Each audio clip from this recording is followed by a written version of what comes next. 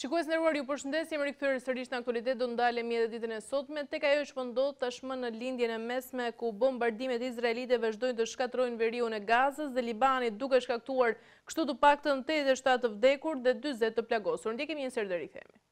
Bombardimet izraelite vazhdojnë të shkatrojnë veriun e Gazës dhe Libanit duke shkaktuar të paktën 87 të vdekur dhe 40 të plagosur në Beit Lahia. Sulme ndodhen gjatë natës në një prej zonave më të goditura nga pushtimi toksor i Izraelit, ku Hamasi besohet se është rigrupuar. Ministria e Shëndetësisë palestineze paralajmëroi për një krizë humanitare të pashmangshme, ndërsa sektori shëndetësor në veri të Gazës është në prag të kolapsit. Në Liban, 3 ushtarë libanez u vran pasi automjeti i tyre ushtarak godit në jug të vendit, ndërsa Hezbollah u lëshoi 10 raketa ndaj Izraelit duke përshkallëzuar më tej tensionin në rajon. Ndërkohë mjekët pa kufin dhe organizatat e tjera humanitare kanë bërë thirrje për ndalimin e menjëhershëm të sulmeve ndaj spitaleve, pasi 2 spitale në veri të Gazës u goditën nga zjarri izraelit gjatë fundjavës. Izraeli po heton incidentet, duke pretenduar se operacionet ishin afër, por nuk ishin synuar direkt objektivat spitalore.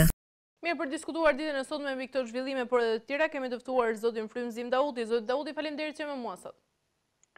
Jo, faleminderit. Zoti Dauti, do doja ta nisja me insertin që sapo dëgjuam së bashku dhe pyetja ime është se cilat ishin pasojat e sulmeve izraelite që ndodhen ditën e djeshme.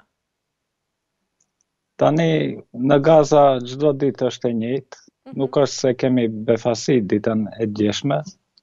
Çdo ditë kemi viktima të pafajshme të palestinezëve. Unë e ndigjuam se goditen spitalet, apo komunitetin ndërkombëtar thotë duhet mos goditen spitalet, por ne duhet ta cekim se nuk ka mbetur spital pa goditur në Gaza, dhe thjesht nuk ka mbet spitale, nuk ka mbet shkolla, nuk ka vend të sigurt për civilet ku të shkojnë dhe të kërkojnë strehim. Pra nuk flitet këtu për vetëm veriun e Gazës, po e gjithë Gaza është rrafshuar nga raketat, bombat, prej nga ajri të aviacionit izraelit, me bomba këta që i merr nga SBA-ja, dhe është një situatë shumë tragjike për banorët e Gazës dhe kuptohet edhe unë si person, e ngrej zërin kundër këtij gjenocidi që është duke ndodhur në Gaza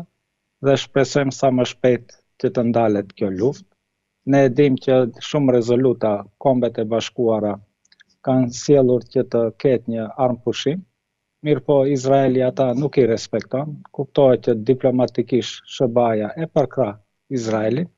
dhe se sa do të zgjasë kjo situatë nuk është e qartë, për shkak se Hamasi nuk mund të thyet nga ushtria izraelite dhe pas një viti luftim Hamasi reziston, kanë armë me bollëk, kanë ushtar shumë,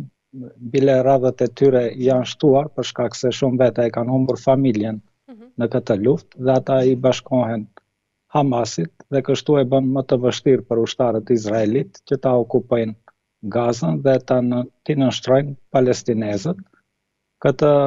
luftë dëshmoi se ushtria izraelite është pa aftë të një territor të shumë të vogël, me gjithatë armatim dhe me mbështetje edhe nga ajri, edhe nga deti, edhe me artilleri, nuk mund ta okupoj. Arsyeja është e thjeshtë për shkak se ushtarët izraelit dolën frikacak, nuk mund të hyjnë në tunele, nuk mund të hyjnë nëpër lagje dhe të luftojnë ushtarët e Izraelit, po ata prej largësie vetëm bombardojnë dhe për fat të keq shumica e të vrarëve janë civil, po ne mendoj në bazë asaj çka e ndjekim situatën, Hamasi nuk e ka ndërmend